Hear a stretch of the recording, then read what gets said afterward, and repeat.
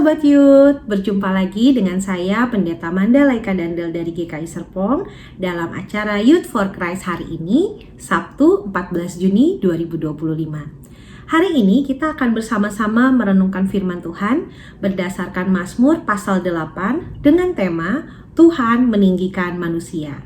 Sebelum kita merenungkan lebih lanjut, mari kita sama-sama berdoa. Kami datang kepadamu ya Tuhan, mengucap syukur dan terima kasih karena kebaikan Tuhan selalu ada bagi kami.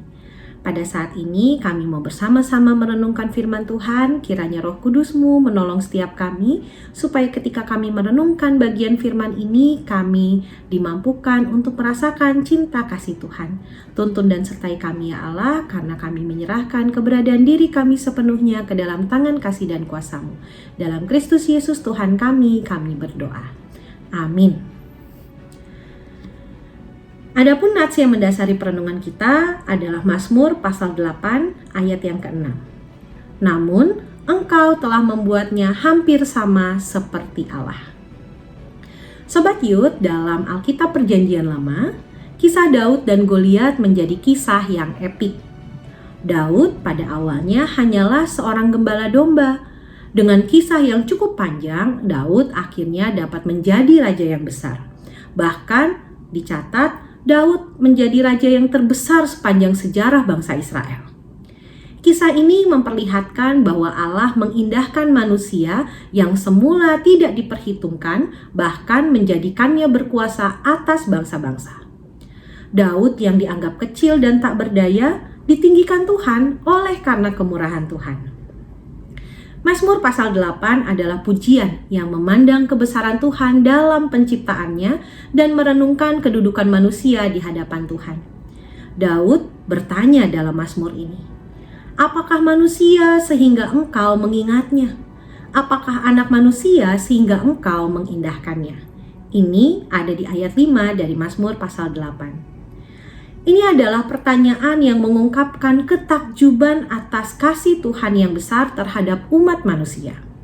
Walaupun manusia hanya sebutir debu di hadapan kebesaran alam semesta, Tuhan memberikan kepada manusia martabat yang luar biasa. Daud belajar dan menghayati pengalaman hidupnya, bagaimana Allah meninggikan dia dan juga memberinya kuasa. Nah Sobat Youth, kita dipanggil untuk menghargai dan mengagumi ciptaan Tuhan dari langit sampai ke bumi, karena semuanya itu mencerminkan kebesaran Tuhan. Meskipun kita ini adalah debu di alam semesta, tetapi Tuhan telah menetapkan kita manusia sebagai penguasa atas seluruh ciptaan Tuhan. Dan juga Tuhan memberikan tanggung jawab untuk merawat dan menjaga bumi ini dengan bijaksana. Meskipun manusia itu terbatas, Tuhan mengindahkan kita dan memberi kita tanggung jawab besar untuk mengelola seluruh ciptaannya. Ini bukan hanya soal kuasa, tetapi juga soal menjaga dan merawat alam dengan penuh kasih sebagaimana Tuhan sendiri mengasihi kita. Maka mari Sobat Youth, kita menghayati kasih Tuhan ini dengan bersama-sama menjaga lingkungan sekitar, menjaga ciptaan yang lain, supaya dengan demikian kita pun juga menjadi layak disebut sebagai anak-anak Allah yang menjaga seluruh ciptaannya. Mari kita bersama-sama berdoa.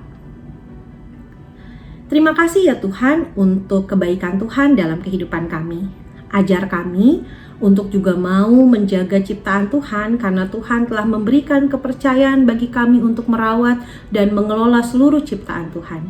Mampukan kami untuk bersikap bijak, untuk merawat dan mencintai lingkungan sekitar kami, mencintai ciptaan Tuhan yang lain. Biarlah dengan melakukannya, kami juga menyatakan rasa syukur dan cinta kami kepada Tuhan yang telah memberikannya kepada kami.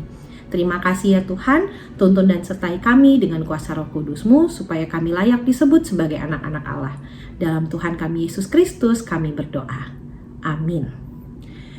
Nah Sobat Youth, demikianlah renungan kita hari ini. Jangan lupa ya, share sebanyak-banyaknya video ini supaya semakin banyak orang yang terinspirasi oleh firman Tuhan. Sampai ketemu lagi dalam Youth for Christ berikutnya. Tuhan Yesus memberkati.